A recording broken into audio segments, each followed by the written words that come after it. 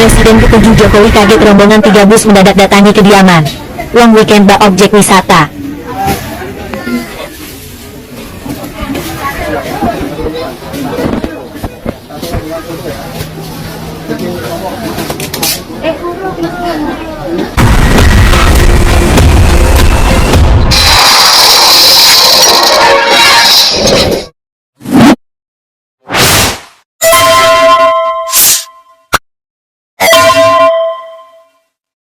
Assalamualaikum warahmatullahi wabarakatuh. Pemirsa, ini ada 3 bis kabarnya mendatangi tempatnya Jokowi ya. Dan ini sebetulnya adalah lagu lama ya, pengerahan massa supaya Jokowi itu terhibur. Mungkin jiwanya resah atau seperti apa, sehingga kalau namanya sehari saja tidak disebut, tampaknya dia mungkin ya jiwanya itu merasa tertekan atau kesepian. Karena itulah anak buahnya mengatur gimana supaya ada setiap hari itu orang datang ke Jokowi. Toh duitnya banyak juga ya untuk menyelenggarakan para termul-termul itu untuk datang ke rumahnya. Ya, kabarnya pemirsa, persoalan ijazah palsu yang heboh, dan sepertinya ya tidak mungkin Jokowi berani menunjukkan ijazah aslinya. Sekalipun digebuki oleh malaikat ya, Jokowi pasti tidak akan berani menunjukkan. Karena apa? Memang nggak punya gitu loh. Seandainya loh ya, malaikat datang ya kan, cabut nyawanya Jokowi, pukul, ayo keluarkan ijazahmu ya, tetap nggak bisa, karena memang nggak ada ijazahnya itu ya. Itu mengapa sampai kepolisian Bareskrim, laboratorium forensiknya, maupun pengadilan, maupun termulnya dan lain sebagainya ya, jutaan bahkan orang di PSI berbondong-bondong memohon Jokowi itu untuk bisa menunjukkan ijazah asli yang benar-benar asli, bukan asli tapi palsu, tapi asli yang benar asli. Tidak mungkin Jokowi itu bisa menunjukkan itu gitu, karena nggak ada ijazahnya. Nah, di situ memang persoalannya kemudian memang mengguncang jiwanya.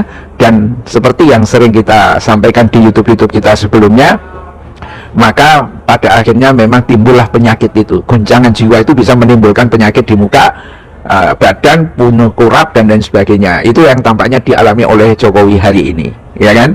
Karena itu saya kira sangat penting para termulnya kalau datang ke sana, ada 3 bis, 1 bis itu ada 40 orang atau berapa, minta duit dulu untuk beli salep kurap, salep obat kulit 888 ya.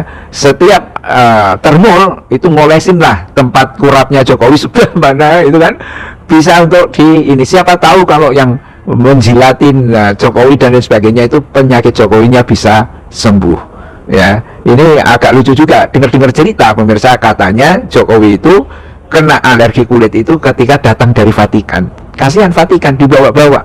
Orang di Vatikan itu nggak ada penyakit kulit, yang ada mungkin agak lain aja jiwanya mungkin loh ya, karena skandal-skandal seks dan lain sebagainya itu. Tapi kalau penyakit kulit model Jokowi ini kayaknya nggak ada deh di Pakistan. Tiba-tiba alerginya berasal dari Vatikan. Kalau saya jadi orang Vatikan, saya tuntut, kamu enak aja ngomong, kamu ke Vatikan itu kapan, alerginya itu kapan. Biasanya alergi dan lain sebagainya itu penyakit yang sedikit banyak itu beda dengan malaria. Malaria dari Papua, kena hari itu mungkin seminggu kemudian ya, baru merasakan penderitaannya kena malaria. Ini 2 bulan dari Vatikan, tiba-tiba korengan, bisulen dan lain sebagainya, ini nuduh Vatikan ya. Dan kalau tidak bisa membuktikan bagaimana ya, tapi entahlah. Tetapi yang jelas adalah bahwa Jokowi sekarang mungkin hiburannya tinggal termul-termul itu ya kan, karena tampaknya juga menghadapi situasi yang agak genting ya. Harapannya kepada Prabowo mungkin tidak bisa banyak lagi karena Prabowo ditekan sana sini ya. Tetapi memang Prabowo juga masalah, kalau harus nendang Gibran itu mungkin dia juga akan terseret juga. Itu mengapa Prabowo itu walaupun ngomongnya gede, tapi ketegasan dalam kebijakannya itu nggak ada, karena tersangkut juga Prabowo itu. Jadi memang berat ya, walaupun ditekan oleh jenderal sebanyak itu, orang-orang gede, Prabowo belum tentu berani itu ngambil keputusan ya. Nah, Jokowi ya tumpuannya itu hanya pada Gibran. Kalau Gibran sampai lepas, mungkin Jokowi marahnya nggak keturunan dan akhirnya membongkar Prabowo. Dan karena itulah mungkin perlu calling down.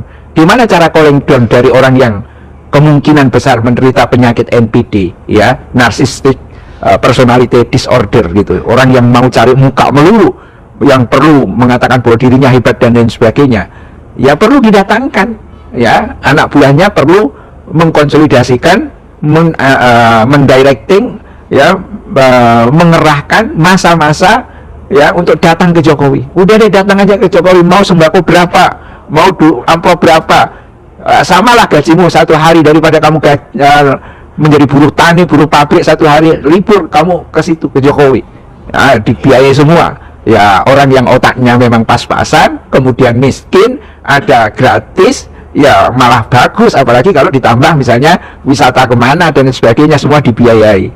Cuma memang Jokowi perlu, ya, menunjukkan satu adegan, wah kaget aku, ya, kaget melulu, tetapi dalam bentuk tipu-tipu, ya, itu sebetulnya adalah tanda bahwa jiwanya sebetulnya sedang rusak dan resah menghadapi situasi yang berat, dan dia perlu kompensasi hiburan untuk disanjung-sanjung, ya kan? Karena memang dia sendiri, Jokowi, ngerti sebetulnya dirinya itu siapa, ya. Kasus terakhir tentang rusaknya lingkungan Raja Ampat yang ada di Papua, tempat wisata internasional yang dilindungi oleh UNESCO dan lain sebagainya, ini betul-betul pukulan lain kepada Jokowi, karena di situ nama Jokowi disebut, keputusannya juga ada Jokowi. Bahkan tidak cukup Jokowi, Iriana pun punya tambang yang ada di sana, dan semuanya itu menandakan tentang rakusnya orang-orang seperti ini, ya. Dan kenapa Prabowo tidak berani menghadapi situasi ini? Ya, Prabowo kemungkinan juga sama aja gitu loh. Maling, temennya maling; copet, temennya copet; orang jahat, temennya orang jahat. Jadi kita tidak bisa berharap banyak dalam situasi seperti ini, ya, karena memang tampaknya antar mereka itu saling melindungi. Dan karena itulah bahasa yang digunakan oleh Prabowo berkenaan dengan tambang dan lain sebagainya itu bahasanya kayak bahasa meong, bukan bahasa macan Asia. Enggak. Apa hubungannya? Ya, karena kemungkinan juga dia dapat dari situ-situ juga gitu loh. Ya, memang ini yang dihadapi oleh rakyat Indonesia itu, pemirsa, betul-betul berat banget, ya kan? Tugas-tugas kita, para pemirsa sekalian. Oh ya, maaf, saya mendoakan pemirsa, ya, di sa'i terakhir ibadah haji. Alhamdulillah saya bisa laksanakan tahun ini, ya, agak terseok-seok karena pengelolaan manajemen hajinya yang begitu. Ya, mudah-mudahan para pemirsa yang beriman, yang muslim, menjadi pencerah-pencerah baru supaya bisa menyadarkan rakyat. Karena membiarkan keburukan, kebobrokan yang ada di dalam rejim ini maupun dalam rejim yang lalu, yang orang-orangnya masih berada dalam pusaran lingkaran ring satu di Prabowo, itu sama dengan kita membiarkan kejahatan itu mengalahkan kita. Karena itu harus dilawan dengan teriakan tentang kebenaran. Karena kalau kebenaran itu disuarakan dengan gemuruh, maka orang-orang yang jahat, orang-orang yang berbuat zalim itu akan ketakutan, dan suara kebenaran itu akan mengundang pertolongan dari Allah Subhanahu wa Ta'ala. Bila taufiq wa hidayah. Assalamualaikum warahmatullahi wabarakatuh.